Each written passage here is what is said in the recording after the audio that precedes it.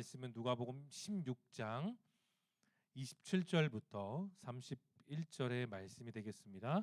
신약성경 124페이지, 신약성경 124페이지에 있습니다. 27절에서 31절의 말씀을 교독하시고 마지막 31절은 함께 읽겠습니다. 이르되 그러면 아버지여 구하노니 나사로를 내 집 아버지의 집에 보내소서.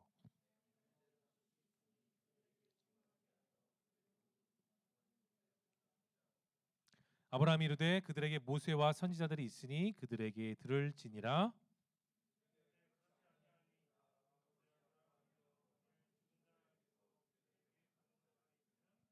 함께 읽겠습니다.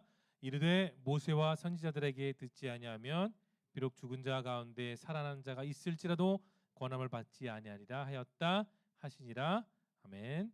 누가복음 16장 27절에서 31절로 내 인생의 방향이란 제목의 말씀을 함께 나누겠습니다. 근데 여러분, 우리가 오늘 읽었던 이 말씀의 주제는 다소 어색할 수 있고 내가 좀 꺼려할 수 있고 듣기 거부감이 들 수 있는 성경 말씀이에요.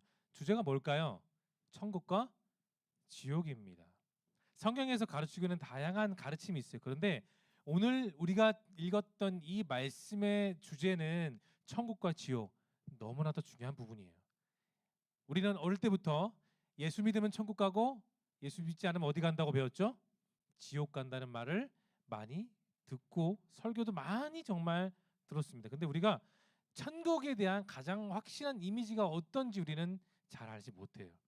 천국과 지옥에 대한 개념들은 우리는 많이 들었습니다. 그런데 요즘 이런 주제, 천국과 지옥에 대한 주제에 대한 설교보다도 요즘은 어떻게 더 잘 사는지, 어떻게 말씀대로 우리가 살아가는지, 또 우리가 어떻게 하면 복을 받는지에 대한 말씀들은 참 많아요. 유튜브 보면 그런 설교들은 참 많은데 여러분, 유튜브에 천국과 지옥 설교를 치면 복에 대한, 잘 사는 거에 대한 것보다 천국과 지옥에 대한 설교는 정말로 적다고 볼 수가 있습니다.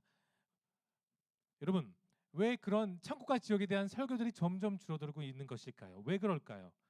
그냥 인생을 목사님 이렇게 말할 수 있습니다. 똑똑한 청년은 목사님, 인생을 살면서 어떻게 하면 더 잘 살고 돈을 더 잘 벌고 더 영육의 강건함을 살면 되지 않을까요? 맞습니다. 맞아요. 여러분, 인생 길면 80, 좀 더 길면 100살, 금방금방 여러분의 나이는 차가고 있죠. 나는 20살인 것 같은데 벌써 20대 후반 되고 또 30대 되는 청년들도 있습니다. 근데 사랑하는 청년 여러분, 잘 들으세요. 성경은, 제 말이 아니라 이 66권의 성경은 내가 원하는 말만 할까요, 안 할까요? 내가 원하는 것만 말하지 않습니다. 더불어 내 인생에 있어서 반드시 필요한 말, 내가 들어야 되는 말, 성경의 말씀은 우리에게 쓴소리도 하신다는 걸 여러분 기억하십시오. 우리는 보통 이런 천국과 지옥에 대한 설교를 그닥 좋아하지는 않아요. 철진한, 요즘 시대에 부합하지 않는 옛날 설교, 옛날 트렌드의 주제라고 우리는 쉽게 생각할 수 있습니다. 그런데 여러분, 사도 바울은 디모데후서에서 디모데후서 3장 16절 17절에 이런 말을 합니다. 자막을 열어볼까요? 자, 여러분 큰 목소리로 한번 읽어볼게요. 시작.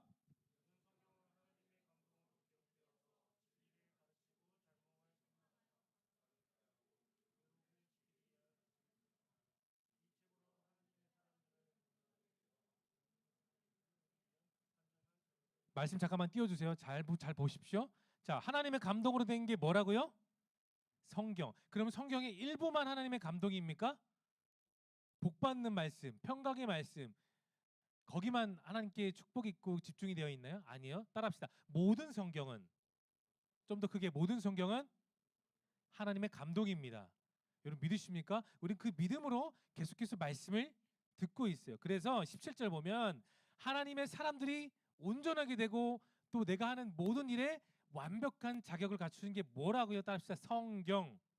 성경입니다. 일부가 아니고 구약만 따로 신약만 따로가 아니라 66권의 모든 성경이 다 우리를 완벽히 하게 하는 말씀이다. 우리가 듣고 싶은 주제를 다루는 것만이 성경의 진리가 아니에요. 여러분 잘 기억하셔야 돼요. 크리스찬들은, 이단들 말고 내가 예수님을 정말 잘 믿고 그분을 사랑하면 우리는 모든 성경을 다 들어야 됩니다. 66권의 성경 속에 담겨진 하나님의 메시지를 우리가 깨닫고 또 듣고 또 들어야 우리는 그 말씀을 이해하게 돼요. 자, 여러분, 예를 들어서 내가 시편 1편 한 번 읽는다고 말씀을 알게 돼요? 그 담겨져 있는 그냥 겉에 부분은 우리는 이해할 수는 있어요. 하지만 그 말씀 속에 깊이 있는 메시지는 계속 읽고 또 읽고 내가 정말 자원하는 마음으로 읽어야 말씀 안에 메시지가 내 안에 들어오게 됩니다. 자, 오늘 이야기 핵심은 천국과 지옥이죠. 그런데 과연 천국과 지옥은 어떻게 묘사되는지 오늘 보면 22절, 23절을 한번 열어보겠습니다. 자, 여러분의 목소리로 읽어볼게요. 시작.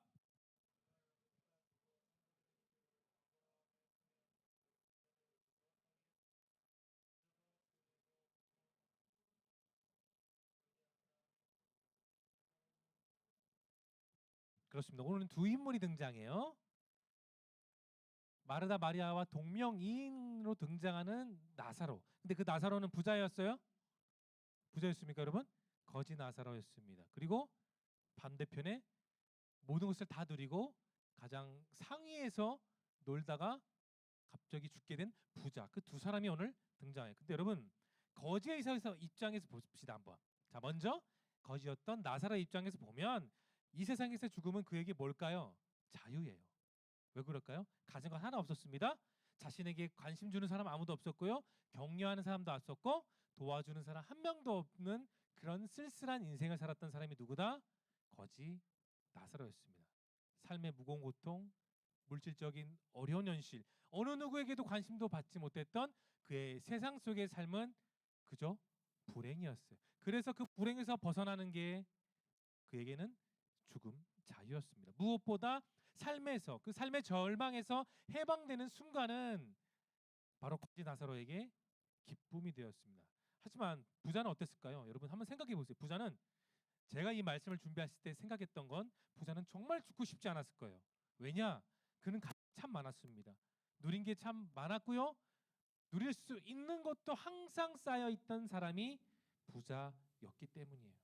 누구보다도 죽고 싶지 않았어요. 자, 19절의 말씀 보면 어떻게 나오냐? 그의 인생은 네 글자, 호화로움. 그의 인생은 호화로움, 럭셔리한 삶이었습니다.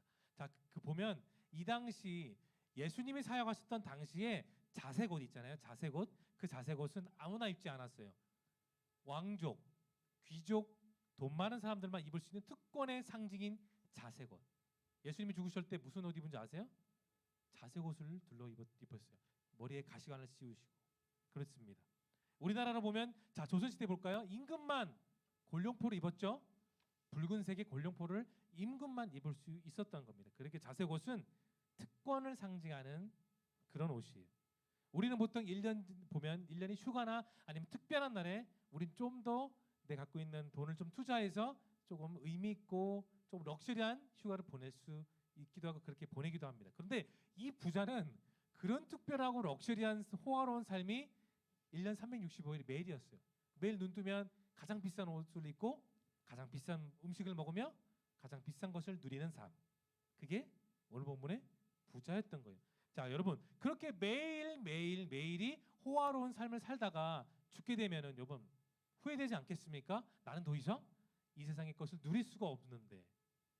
그렇습니다. 여러분, 그런데 죽음 앞에는 차별이 있을까요? 없을까요? 죽음 앞에 차별이 없어요. 두 사람은 동시에 같은 시간대에 죽었습니다. 근데 거지가 죽은 이에 들어간 곳은 오늘 본문에 아브라함의 품이었던 천국에 들어갔고 아브라함이 격려하고 위로. 그래서 천국은 위로의 장소예요. 그런데 부자가 들어간 곳은 음부, 헬라어로 하데스, 여러분 들어봤을 겁니다. 그 장소는 우리로 식으로 말하자면 음부이며 지옥입니다. 아무것도 없어요. 어둠 깜깜한 곳, 소망도 없고요. 뭘 누릴 수 있는 것도 없는 안타까운 장소입니다. 여러분 이 두 세계는 정말로 대조적인 장소죠. 자, 25절 본문 열어볼까요? 아브라함이 이렇게 부자에게 말을 했습니다. 자, 한번 여러분의 목소리 읽어볼게요. 시작.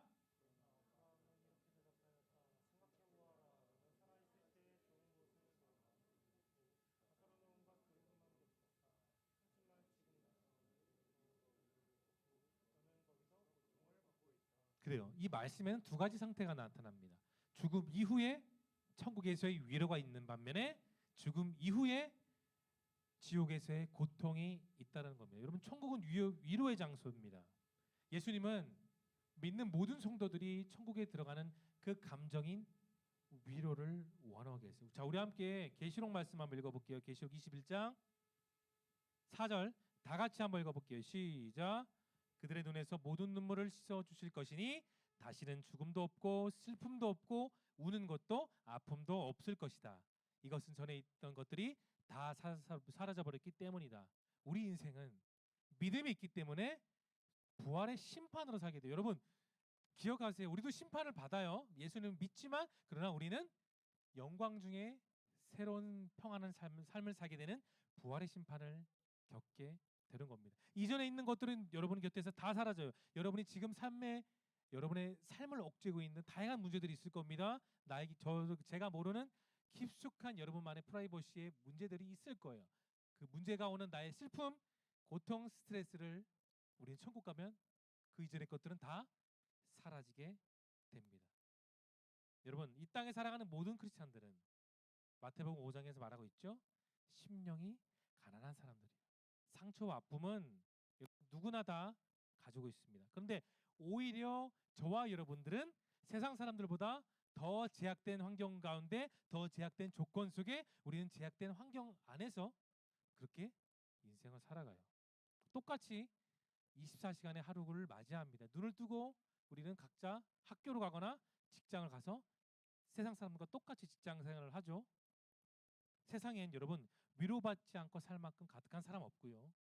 위로하지 못할 만큼 비어 있는 사람도 없습니다. 우리 모두는 위로를 받고 또 다른 사람을 위로하며 사는 사람들, 그게 저와 여러분들의 삶이에요. 근데 여러분, 다른 사람을 내가 많이 위로할 수 있는 것은 내가 가진 게 많아서 또는 내가 그 위로를 많이 누려서 다른 사람을 위로하는 게 아니에요. 우리도 똑같은 위치에 있지만 우리는 그럼에도 다른 사람을 위로할 수 있습니다. 그렇게 허다한 쓰라는 일을 겪고도 내가 마음을 뺏기지 않고 다시 말씀의 전으로 나온 여러분들이 주님의 한량없는 위로의 자격이 있는 겁니다. 그래서 사도 바울은 이런 말을 했어요.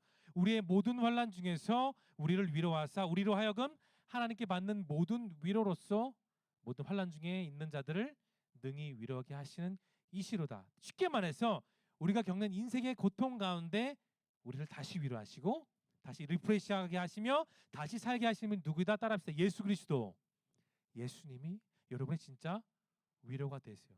여러분, 위로를 받는 천국과 다르게 지옥은 어떤 부분일까요? 우리 한번 봐야 될 겁니다. 자, 계시록 14장 10절을 여러분의 목소리 읽어볼게요. 시작.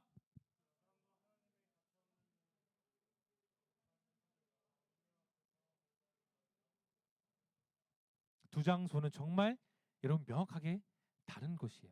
한 사람은 그에게 있어서 영원한 위로를 받지만 다른 한 사람은 영원한 고통만이 있습니다.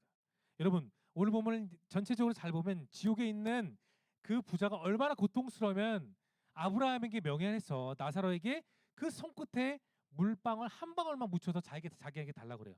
뭐라고요? 물방울 한 방울만. 물 한 컵이나 2리터의 큰 컵이 아니라 단지 한 방울의 물방울을 적셔서 내 입술에 적셔 달라고 합니다. 이 두 사람의 운명은 바뀌었습니다. 완전히 바뀌었어요. 이 세상에 살 때는 거지와 부자였지만 죽음 이후에는 완전히 뒤바뀐 그런 인생을 살게 되었습니다. 여러분, 부자가 장례식 했을 때 얼마나 많은 사람이었을까요? 요즘식으로 하면 국회의원들, 대통령이나 장관들이 화환을 엄청나게 많이 보냈을 겁니다. 많은 관계가 있었을 거 아닌가. 그리고 북새통을 이루며 그 장례식에 많은 사람들이 조문 왔을 겁니다. 그런데 나사로는 조문이 왔을까요? 그는 쓸쓸히 어느 한 장소에 죽었습니다. 이렇게 선명에 갈린 세계 속에 두 사람의 운명은 완벽하게 갈라졌죠. 부자의 간절한 부탁이었습니다. 물방울 한 방울만 제발 아브라함이시여 나사로로 하여금 그 손가락에 물방울을 묻혀서 저에게 주시면 감사하겠습니다라는 말에 아브라함이 이렇게 대답하고 있어요. 자, 26절 열어볼까요? 어떻게 대답했는지 여러분 목소리로 한번 읽어봅니다. 시작.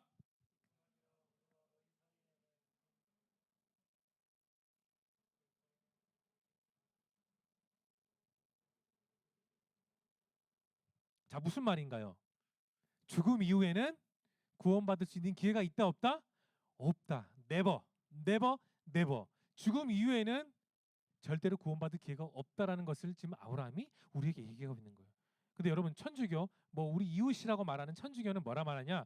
죽은 이들을 위해서 기도를 가르치고 기도하면 그런 기도를 계속 하다 보면 천주교는 그런 말을 연옥이라고 천국과 이 세상의 중간이라는 연옥이 있어서 기도를 열심히 하면 죽은 사람들이 천국 갈 수 있다고 그렇게 가르쳐요. 그러나 그것은 쓸데없는 상상입니다.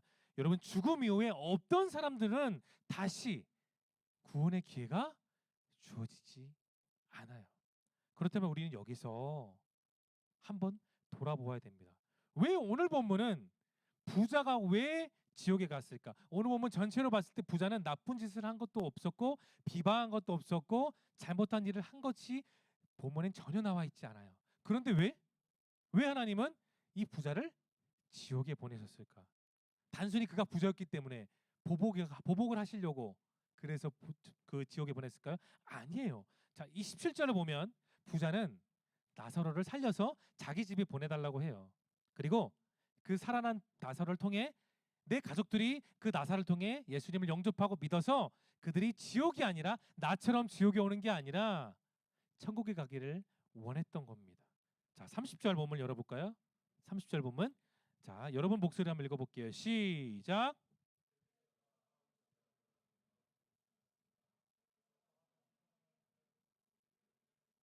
여러분 부자는 깨달았어요. 언제?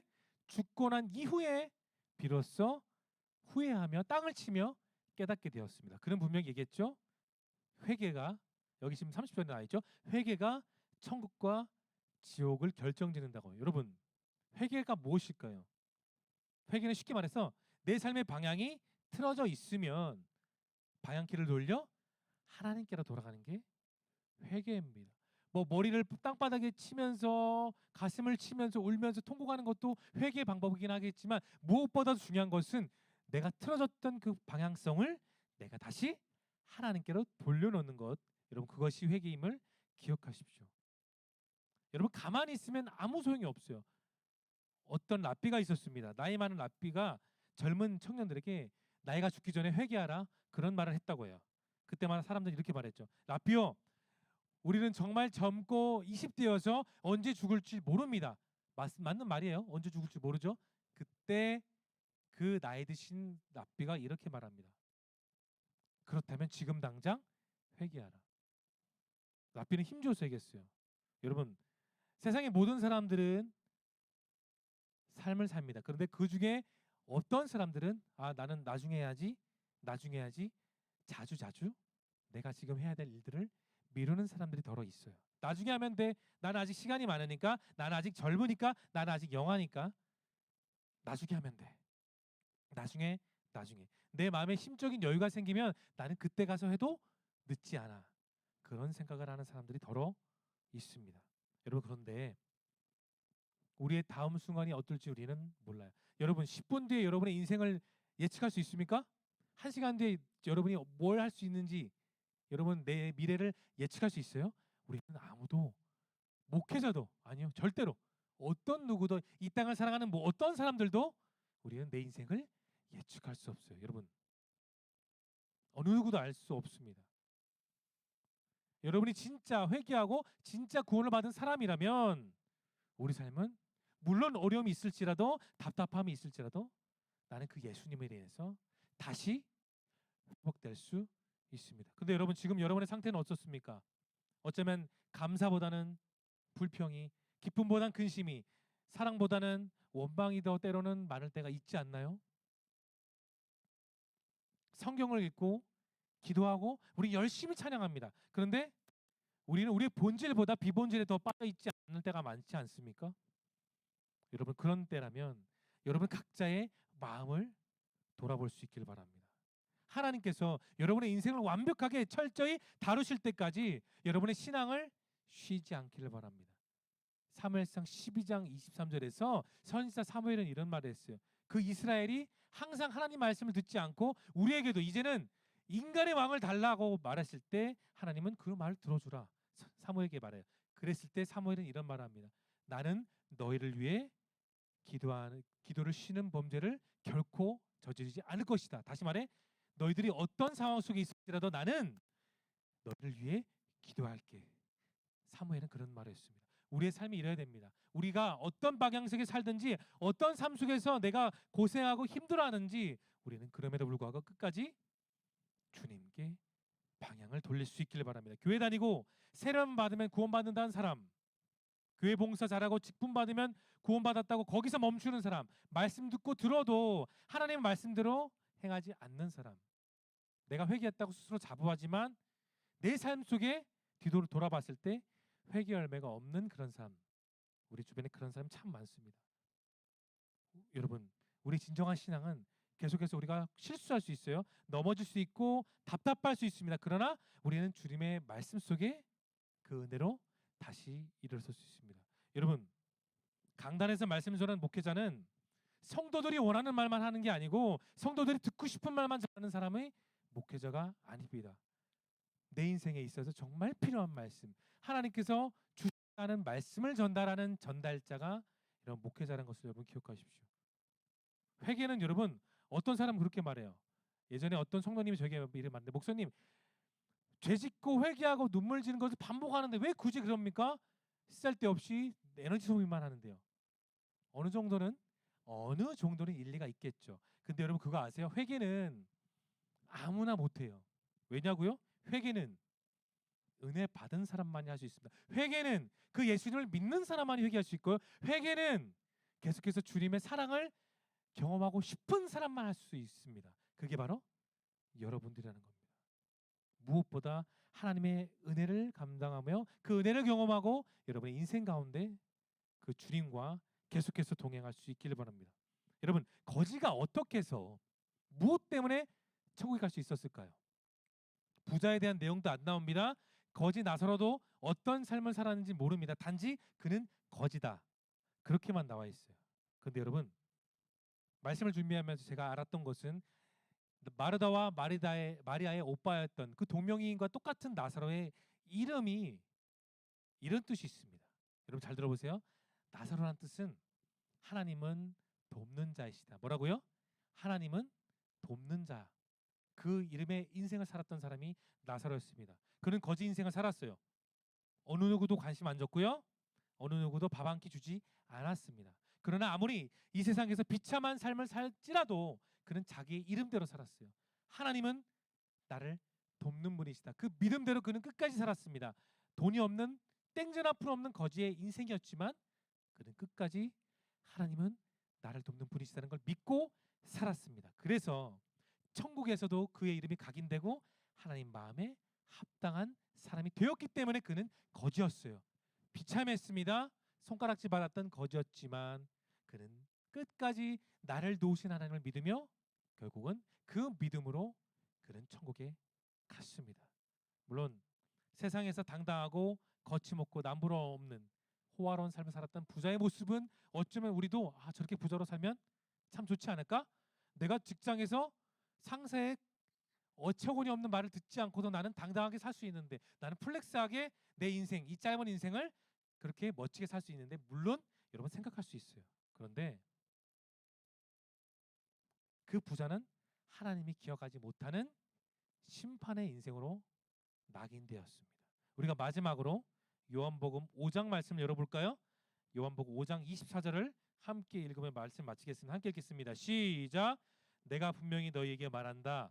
내 말을 듣고 나를 보내신 분을 믿는 사람은 영원한 생명을 얻었으므로 심판을 받지 않을 것이다. 그는 이미 죽음에서 생명으로 옮겨진 것이다. 옮겨질 것이에요? 아니면 과거형이에요? 옮겨진 것이다. 과거형입니다. 사랑하는 청년 여러분, 여러분의 인생 가운데 예수님은 어떤 분이십니까? 그냥 잠깐 기도 들어주시는 분, 지니와 같이 내가 필요할 때 주님 이런 기도 제목이 있으니 들어주세요, 그런 기도 응답의 분이실까요? 아니면 여러분이 기쁠 때뿐만이 아니라 하던 일이 모든 것이 다 잘 되고 내 능력이 다 유감없이 발휘될 때뿐만이 아니라 그 반대에 아무도 내 마음을 못 알아줄 때, 어느 누구도 내 마음을 몰랐던 그 안타까운 불안함 속에서도 여전히 나와 함께 하시는 분이심을 여러분 믿으십니까? 주님은 여러분 반대편에 있을 때에도 항상 함께하는 분이십니다. 여러분 모두의 인생이 계속해서 그 주님을 붙드시고 그 주님 속에 여러분의 남은 6일이 소망과 비전으로 함께 하셔서 그 축복된 삶을 살아가는 여러분 모두가 될 수 있기를 예수님의 이름으로 축원합니다. 기도합시다.